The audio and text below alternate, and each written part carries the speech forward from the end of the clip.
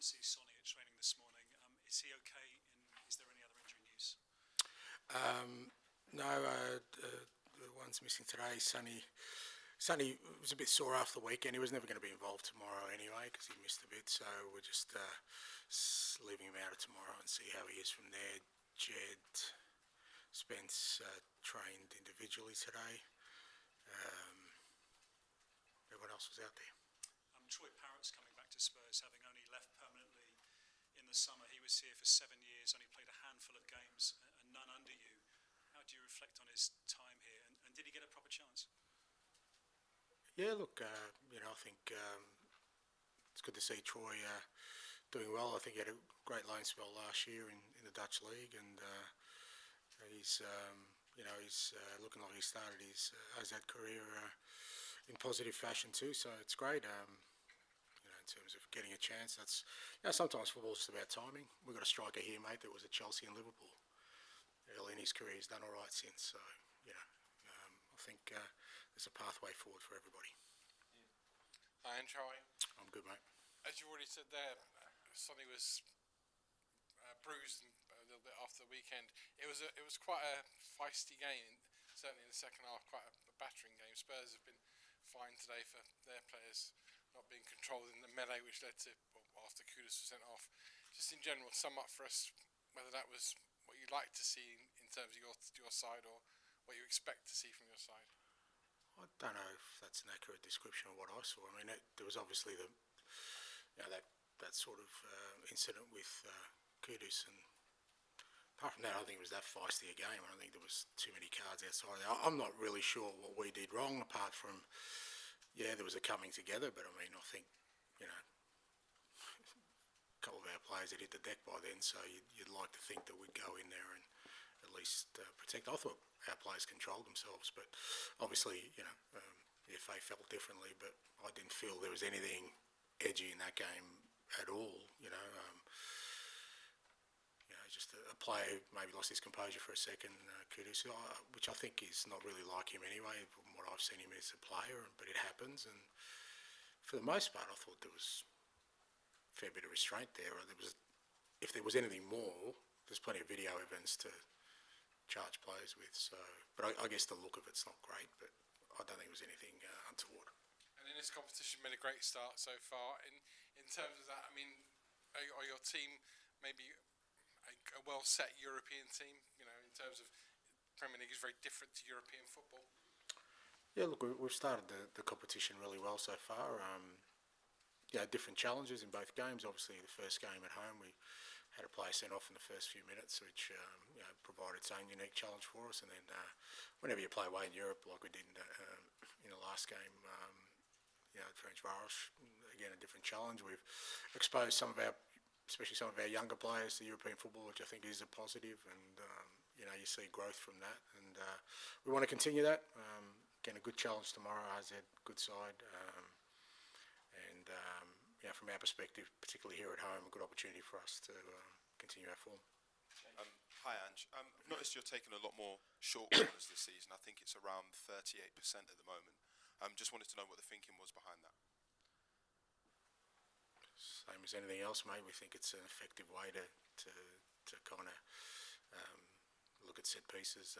Nothing too scientific. I think it sort of falls in line with our game plan of trying to control those kind of situations.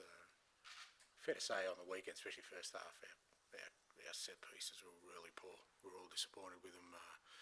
More around the delivery than anything else, because if you don't get the delivery right, it's not great. But when you have I think we had 12 corners in a half of football, shows how dominant you are, but we didn't really use them to any effect. So, something we need to improve on. Ange, with Nicholson just returning to fitness, is he in a position to start tomorrow? Yeah, I think Richie got through the weekend really well. He's trained. It's almost the second week of training now, and he's ready to go in terms of being available for sure. Also know the bear as well. He's back in training. Chance of him getting some game time tomorrow. Yeah, potentially. Again, we're just going to be a bit more careful with him because obviously he's missed a lot and he's only had sort of this week of training. But we'll be involved tomorrow in the squad. Game time. be a little bit game dependent, I think, with him. But good to get him back, and certainly, after this week, should be fully available. Thanks, Ange. Thanks, mate. Question in ESPN Netherlands. How many questions did you ask Mickey van der Ven about AZ, or did you already know everything about AZ? I think I know more about Dutch football than Mickey van der Ven. He was in Germany. I know AZ really well. I know Dutch football really well. Australia's always had a strong connection with Dutch football. Yeah, so I've always followed it very closely. And AZ, we played AZ when I was at Celtic in the Europa League a couple of years back. So always a good side, really good at identifying young talent. There's also a bit of a Japanese connection there because I followed them closely. I mean, when we played them last time, Sugiwara was there. Now he's in the Premier League, and we've got Makano there now. So I've always followed Dutch football and AZ, so we know the information we need. Sorry. So you follow Dutch football a lot. Are you surprised that Mickey, he was born in the region of Alkmaar, has never played at AZ? And the second question is, how do you look at his developments at the national Dutch team, and do you talk with him about that? Yeah, look, obviously with Mickey, fair to say he kind of developed late but very quickly, because I think even at Volendam there was a period they were unsure about him, but you could tell once physically he grew and the kind of player he was, his journey went very quickly. Obviously, Volendam, and then the year he had in the Bundesliga, he adjusted really well. And then I thought for us last year he was outstanding for his first year in the Premier League. And obviously he had an injury which kind of set him back a little bit. But he's growing all the time. He's maturing. I think he'll become more of an influence at national team level. He's now, he's played a couple of games at left back, at left centre back. So. And I think for him, the more he plays with the national team, I think it'll give him even more belief. But he's going very well, and I'm sure he'll be important. He'll definitely be an important member for our team, but also for the Dutch national team. Ange, how much is your personal footballing philosophy being influenced by Dutch football? Thinking back to days of total football back in the 70s, and what do you like best about it? Yeah, no, great influence. The whole sort of total football era was kind of when I first, sort of fell in love with the game, and 74 World Cup, probably the pinnacle of total football, was also Australia's first time in a World Cup, mate. So at 2 a.m. I was up watching a grainy black and white TV, and fascinated by the way the Dutch went about their football. Johan Cruyff, I think, was a genius in many respects, not just as a footballer, but as a football thinker.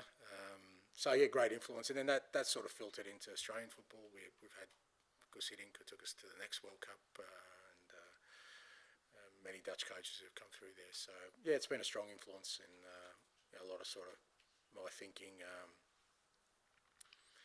People talk about my high line, but watch the Dutch in 74 and you'll see something even more radical than me. So I've got a bit of a way to go.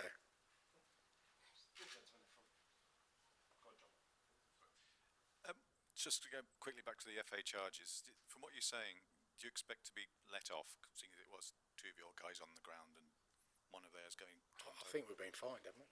You have been fined? Yeah. Oh, sorry. Not me. Yeah. But, okay. The club, no, I think we've got a fine. So that was a mistake then? What was a mistake? Being fined for... Is it just me you're moving on from the... No, we've been fined. All I said was I just think we handled it as best we could, but obviously the FA thought it wasn't a good look and has fined us for it. But that's all. Yeah. Fair enough, thanks. Gentleman in front, please, John. Thank you. Good afternoon. I say it's your ambition to play Champions League next season. Is it? Would you rather get there by winning the Europa League or by ending in the first four in the Premier League? What happens next year will happen next year. What our ambitions are, to obviously do well in this competition, and where that takes us is kind of secondary to us. Trying to do well in the Europa League. We weren't in Europe last year, and I think we missed it as a football club. It's important we're in there, and when you're in there, it's important you make an impact. So that's where kind of our ambitions lie. We've started the competition well, but still a long way to go.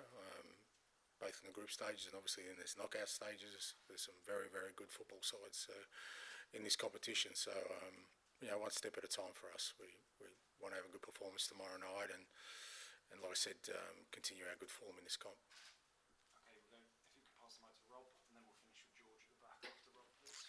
And just to follow up another question, did you ever have a chance to manage in Holland? Were there any offers in your career to go there? And I know you were very close to Puskas in your time in Melbourne. Did you ever meet any of the Dutch legends from '74, like Cruyff or Rep or Niskins, for example?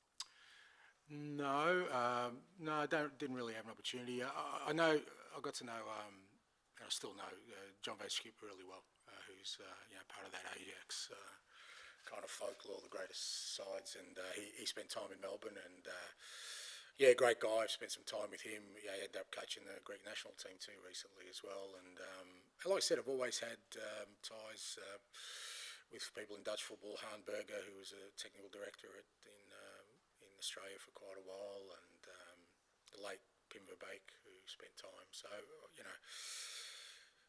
think all legends, in their own way. Like I said, a real strong Dutch influence, both in Australia, but also for me personally, and always loved, like I said, Dutch football. Dutch footballers, I've always followed it keenly. Finish with George at the back, please. Hi, Ange. It's the 20th anniversary of Bill Nicholson's death today. He left Spurs in 1974, so I don't imagine you would have seen much of his Tottenham team. But kind of how much have you learnt about him since you've been here? And I guess he was manager 50 years ago, but his legacy stands the test of time. Is that kind of a source of inspiration as well when you talk about making a mark somewhere? Yeah, absolutely. And I've often said when I fell in love with the game, not just playing it. So I've always, from a young age, had a real keen interest in history and club histories and great players, but I always had a real fascination with great managers, and he was certainly one of them. And you always measure that, obviously, by the success they have is one sort of fairly obvious way to look at a tenure of a manager. But like you said, legacy is much more important, and he's one of those figures like very few who's left an indelible mark that will always be here, because it wasn't just about winning, how they won, the way he carried himself, the kind of person he was. Those kind of things I often say are far more important than the achievements. And he's left the ultimate legacy, really, because I think in many ways how the club is defined and wants to be defined is very much the qualities and the values that he brought. Like I said, 20 years since his passing, but certainly time has not diminished his influence, and you feel it, even to the present day. Do you see a lot of similarities with kind of how your team wants to play? And I guess the way that, I think his famous quote is, if we foul, we want to foul aiming high, not succeed aiming low. That sort of feels like it fits with yourself.